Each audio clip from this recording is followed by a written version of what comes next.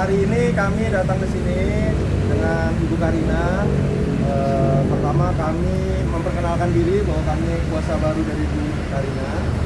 Yang kedua kami meminta audiensi dengan pihak Polsek, dan alhamdulillah kami diterima dengan baik dengan Pak Kapolsek dan Pak Kanit Reskrim, dan Polsek Pancoran berkomitmen untuk segera menjalankan perkara ini sesuai dengan prosedur yang berlaku. Dan kami juga tadi udah audiensi dan meminta beberapa penambahan pasal, dan nantinya juga akan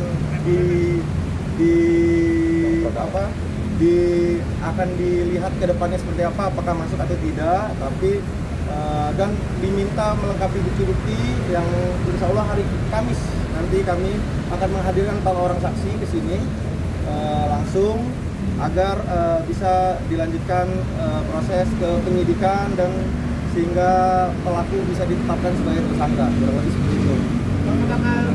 Pelakunya ini udah menangkap apa belum, Bang? Pelakunya sendiri. Gimana? Pelakunya udah ditangkap belum? Oh, kali itu bisa di Pak Kapolsek yang menjawab. Nah, Pak Kapolsek. Gimana, Pak? Seperti apa update-nya Pak Kapolsek? Pelaku sudah kita amankan.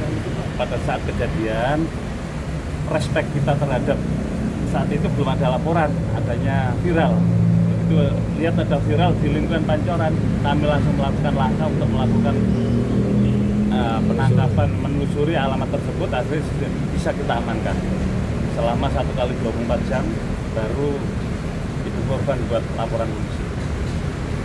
Sekarang berarti pelakunya di mana, Pak? Kalau menurut keterangan dari si terperiksa saat ini, jadi ada rasa kenapa saya beli makan yang sama kok nggak dilayanin, sedangkan yang lain kok bisa dilayanin, karena ada pembelian secara online dan offline. Ya, yang bersangkutan ini melalui dengan offline, yang dilayani duluan itu yang online. Itu udah kebijakan dari ibu selaku pemilik kantin juga. Bang Karina sendiri sekarang kondisinya seperti apa, dan sempat ketemu langsung nggak dengan Pak? Belum. Ya ketemu terakhir waktu di warung itu, karena saya masih trauma, masih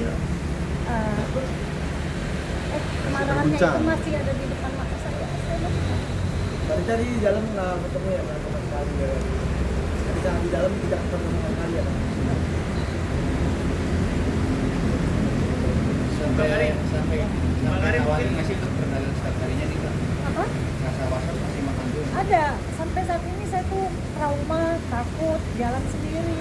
Tapi maksudnya ya untuk ke psikologi saya sih. Jadi kalau jalan nengok ke belakang ada suara apa sedikit takut gitu. Ya saya. Misalnya apa aja begitu? Ya, oke. Pasal-pasalnya yang minta kami tambahkan adalah 467 junto pasal 54 dan pasal 471. Dan menurut kami terkait 471 penganiayaan ringan, itu tidak ada perdebatan karena udah ada CCTV 1. Yang kedua, saksinya juga udah cukup banyak, lebih dari 5 orang yang akan kami hadirkan, 4 orang nanti di hari Kamis.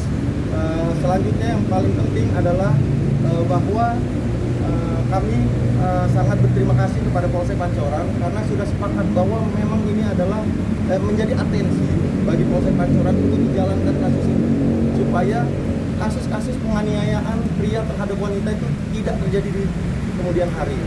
Jadi percontohan. Terima kasih buat Pak Kapolsek, Pak Kanit juga terima kasih.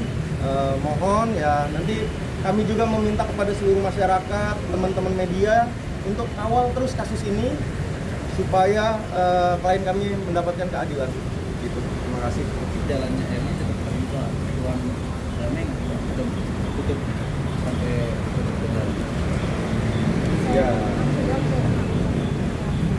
Terkait RJ, bahwa syarat-syarat RJ itu kan memang sudah diatur, misalnya bukan tindak pidana pertama, terus yang kedua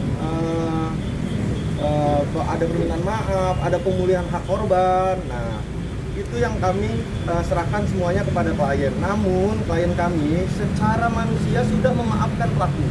Namun secara proses hukum klien kami tetap meminta keadilan karena pemenuhan hak yang dimaksud klien kami adalah ketika pelaku sama-sama dihukum untuk mempertanggungjawabkan kesalahannya dan menjadi pelajaran bagi masyarakat Indonesia. Kurang lebih seperti itu. Nah ini kan bisa dibilang mental health kan ya, ibaratnya KPKB ini ada ke psikolog atau gimana sih kan? Pendampingan. Pendampingan gitu atau gimana? Tadinya saya sempat mau ke psikolog, cuman saya masih mengerem diri karena pada saat almarhum saya suami meninggal, saya pernah ke psikolog juga untuk bangkit dan sembuh, dan saya sudah sembuh. Saya menghindari untuk pergi ke psikolog gitu, tapi jika memang itu nanti saya perlukan, mungkin saya akan ke sana. Pelaku sendiri udah tahu nggak sih dia orang itu apa mirip apa?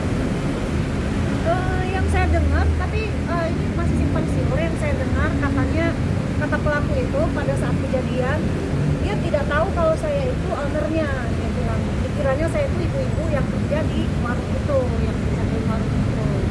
Dia bilang itu dikiranya, pokoknya dia nggak tahu saya ownernya karena pada saat itu saya lagi nyapu, saya sambil nyapu di depan warung sambil beres.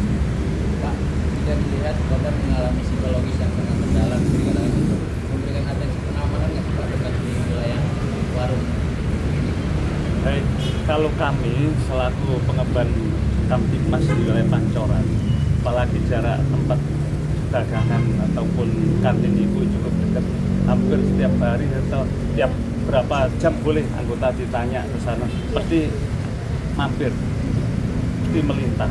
Bahkan di depan rumah ibu itu ada rumah Pak Yitna, itu teman kami juga, saya sering mondar-mandir di sana.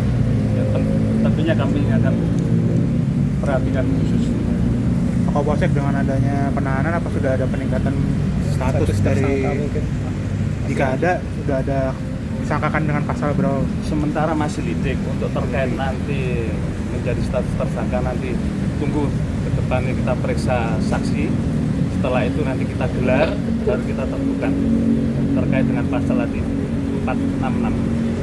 Pada pelaku diamankan kemarin sempat dicek nggak di bawah kondisi alkohol kah atau dewa? Pada saat kita amankan, pelaku dalam kondisi keadaan sehat, tidak ada bau alkohol apapun, dan dia juga sadar bahwa dia melakukan kesalahan, yang dia salah akan melakukan itu. Ya, cuman kelemahan, kenapa enggak yang kita sayangkan nggak minta maaf langsung kepada ibu selaku korban? Mbak, total kerugian berapa, Mbak? Kerugian materi saya rasa nggak ada, cuman kerugian psikologi untuk saya masih trauma. Biasanya saya ke warung setelah kejadian itu, biasanya saya ke warung tuh pagi jam 6, kadang jam 7. Ini saya harus tunggu siang dulu jam 12 gitu, baru kadang jam 1. Masih mencoba mencerna kejadian itu, takut gitu. Ya, kerugian yang paling besar yaitu harkat martabat keluarganya yang jatuh gitu. Ya, ibu saya sakit Ibunya sampai sakit. sekarang pikiran. Itu yang paling besar. Dan kita nggak bicara materi di sini, kita bicara proses hukum. Pak, penegasan aja Pak, berarti pelaku masih ditahan di Polres. Sementara kita lepas, nanti tunggu proses berikutnya. Tapi waktu itu ditahan berapa lama Pak? 1 kali 24 jam. Tapi ada kemungkinan pelaku ditahan lagi Pak? Ya, nanti kita sambil tunggu berkas berjalan, nanti seperti apa perkembangan nanti hasil gelar. Kalau memang kita menentukan dari penyidik untuk melakukan penahanan, kita lakukan penahanan. Tapi belajar dari kasus ini artinya dari Polsek Pancoran sendiri jadi lebih konsisten juga untuk melakukan pengamanan lebih ketat lagi. Melihat sekarang mungkin banyak kasus-kasus di Indonesia ini lagi marak perempuan dapat penganiayaan, kekerasan segala macam. Tapi yang disebutkan konsen Polsek Pancoran sendiri akan merawat itu lagi. Baik, tentu terkait dengan masalah penganiayaan apa yang dilakukan oleh pelaku ini terhadap perempuan, kami akan prioritaskan. Di dalam tadi saya sampaikan, pasti saya prioritaskan dan harus sampai tuntas, bahkan sampai di pengadilan. Seperti apa nanti hasilnya, entah vonisnya, nanti kita tunggu bersama-sama. Yang pasti ini adalah kasus yang kita prioritaskan di wilayah Pancoran. Tapi kalau pelaku dilepas itu tidak ada kekhawatiran dari pihak penyidik bahwa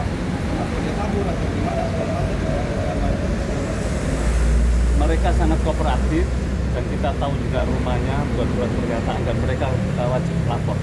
Sejauh ini masih wajib lapor? Wajib lapor harus berjalan.